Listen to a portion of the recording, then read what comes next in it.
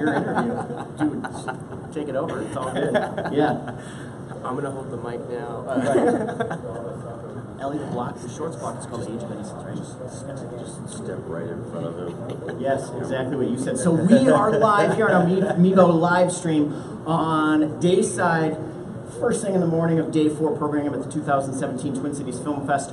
We're on the presenting sponsor Fleurdejunk red carpet. I'm your host today, Douglas Sidney, and our first guests are leading off the Age of Innocence blocks. It's our shorts blocks running this morning, and they have a scorcher of a film. Daryn Wakasa, Peter Jensen, their film is Seppuku. Yes. And where do we begin with this? This is a fascinating story, the impetus of which is it's based in Japanese culture and it's bridging cultural lines.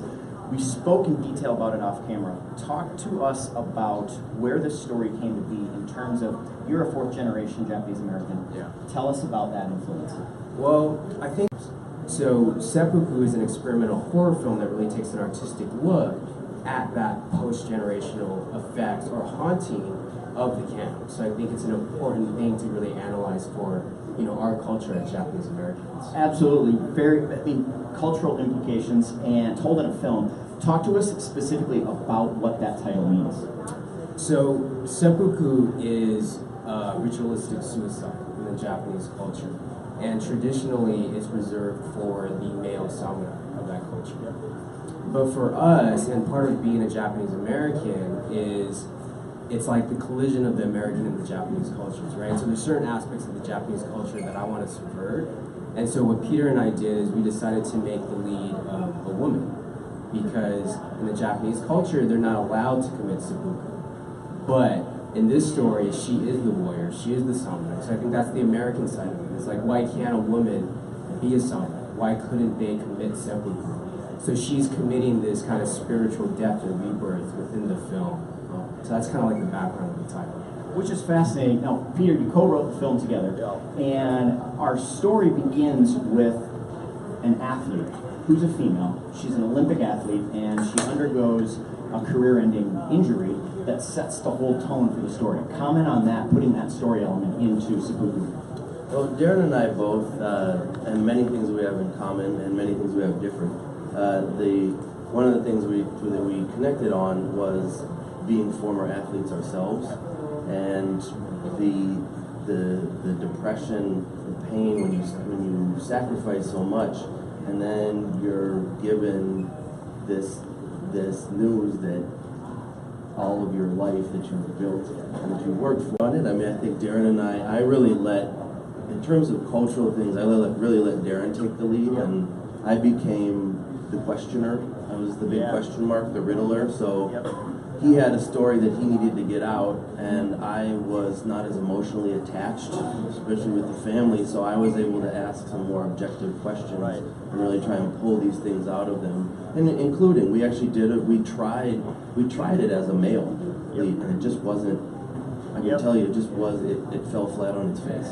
It really was asking to be a woman. Right, and so it comments on your relationship as filmmakers together, because you were able to take that more filmmaking perspective to serve the story, whereas you were coming at it from the elements of it. A crazy experience. I think, especially for me, you know, to just absorb the fact that my family were wrongfully imprisoned there just because of their race, and now 4 generations later, I have this luxury as a filmmaker to create a film there. And you know, I think there's a part of it where I'm trying to help the family heal by being on those lands and shooting a film that's trying to bring their story to life.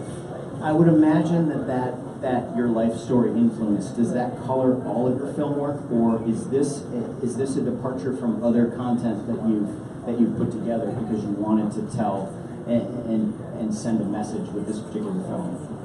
Yeah, no, I think that's a good question. I think the majority of my my filmmaking stories comes from an aspect of the collision of the Japanese and American culture. And because of my family's past, I think a big part of that has to do with the concentration camp. So this is the first story that actually tackles the camp specifically. But in all the other stories that I do, and then, you know, we have a strong affinity towards horror and fantasy. it usually relates to some type of haunting of some past trauma. Sure. Talk to us about bringing that element into the story, because it sounds like that's in both of your wheelhouse, and you wanted that to be a part of Seppuku.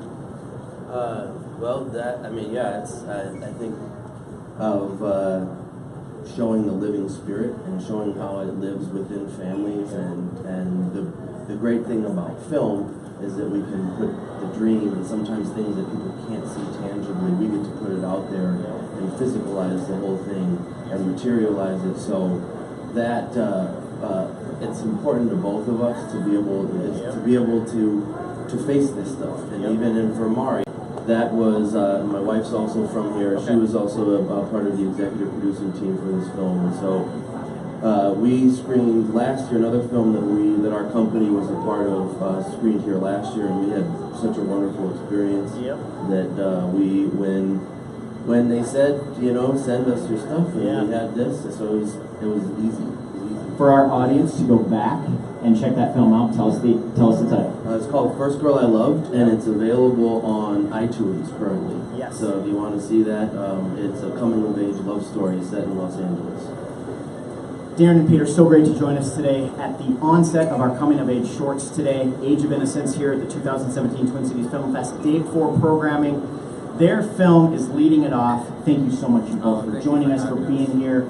It's such a pleasure. We're going to be back on our Mevo live stream here on the Fleurdejunk sponsored red carpet here at the Twin Cities Film Fest. Thanks for joining us this morning.